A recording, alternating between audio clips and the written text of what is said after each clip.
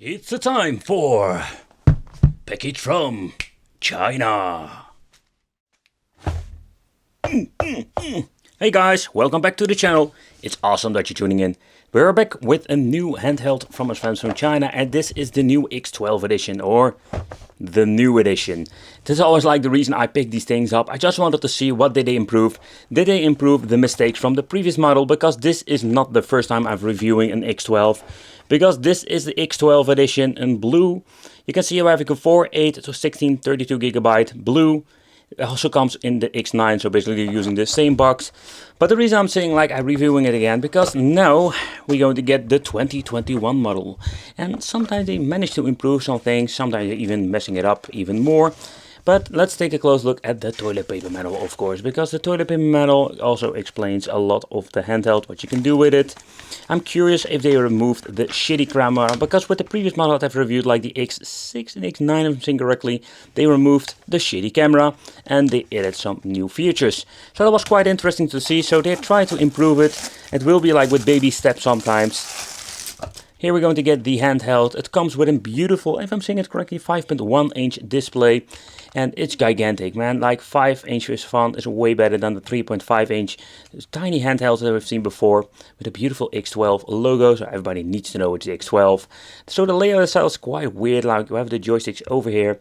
It comes with 4 horrible buttons that need to be the D-pad. They are still doing this. A, B, X, Y, shoulder buttons, on and off switch. Yeah, and an on and off switch, or they're using it like a reset button. Volume control. I don't know if there will be in camera, so we need to open it up. We're going to get 2 speaker rosters. Don't know if they're giving us 1 or 2 speakers. Then we're going to get 2, that's kind of weird, like 2 jack outs. And the one is for the headphone, the other one for the TV out. Yeah, weirdness. Then we're going to get the USB mini for charging. It's going to be like retro all the way. They have like a reset button you can press, and yeah, this is sometimes needed.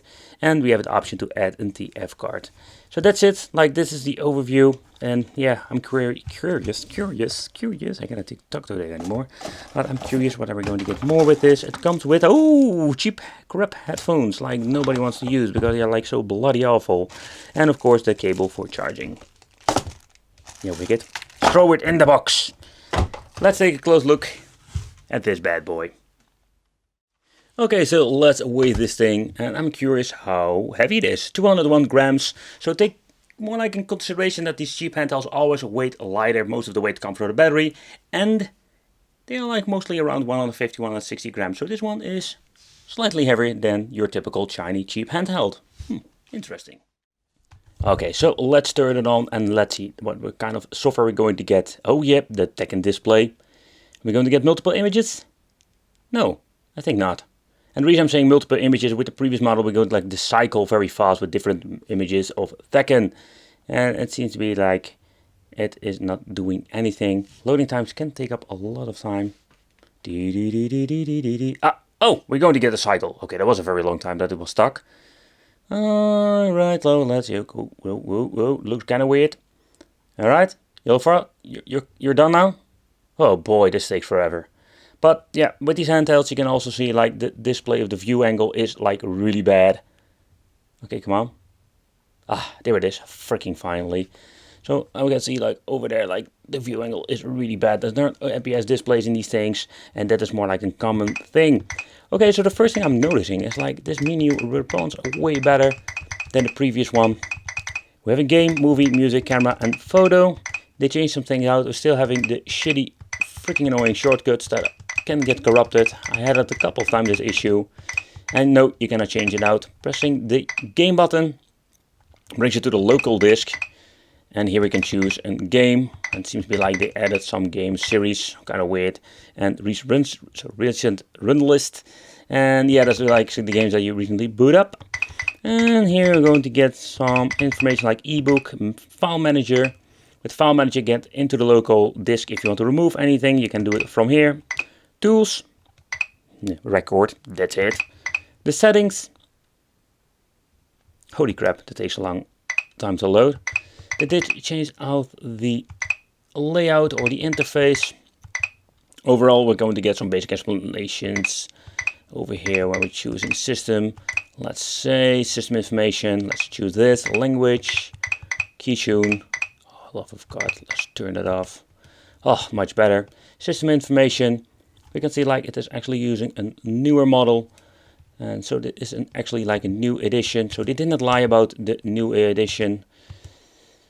But yeah, here you can see like there's a lot of information, especially when it comes to like the aspect ratio, stuff like that. Brightness is on the maximum level. Yep, it's on the maximum. Oh no. That's kind of weird. 16 levels. Holy crap. That is much better now. And let's take a close look at the contrast. You can change that out. That's what you couldn't do with the previous model. And signal output. This is for when you want to use the AV out functionality. Okay, that's it. But by the way, there was no AV out cable. Oh boy, the cheapskates. So NES sound completely messed up, like this music. What the hell is going on? Holy shit. So when the NES part is messed up, you know it's going to be a shitty experience. So what I kind of don't understand, like with the previous model, sometimes the NES was okay, it was something you could play. But this is like freaking unforgivable. But when you're looking at the recording, even putting this freaking LCD display that is like prehistoric tech on the maximum resolution, when it, brightness, then I must say like it looks kind of okay. But when you're moving it around like that, it's awful. Beefcake mode! But I can really see that the gameplay is freaking choppy. Oh boy, this D-pad like doesn't make it any better. Like it's freaking awful. Beefcake man is here. But yeah, when you're looking at the system itself, like the gameplay is quite choppy. It does still makes it kind of playable when you're listening to the sound. Even it's kind of choppy. You can see like it's struggling here and there. But yeah. Oh boy, so let's try another platform. Let's see if they mess this one up. You cannot overhear, let's crank up the volume. Oh crap, no, crank up the volume, Ricket. It goes quite loud, I must say that is for fact, but the music is sometimes so messed up. Beefcake is back, coming out of the grave to kick you up. Come and Beefcake, I will mess you up. Yep, just kick him in the balls. Beefcake, bitches.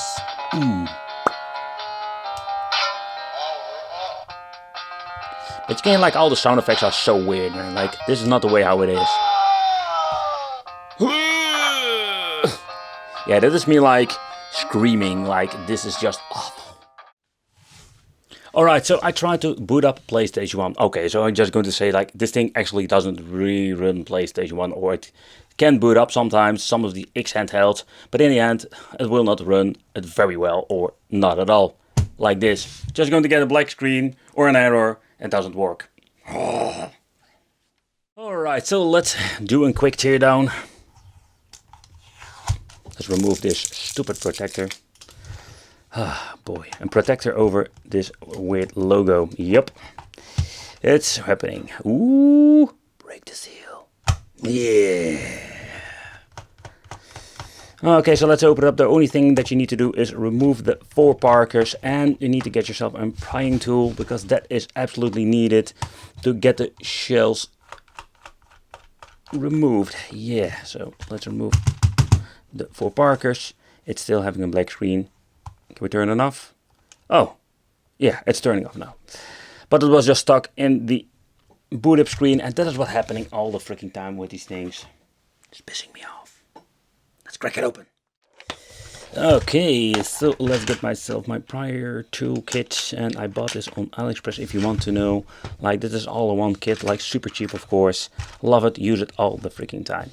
Oh, it depends where you can pry this thing. You can really like, yeah, it already opens.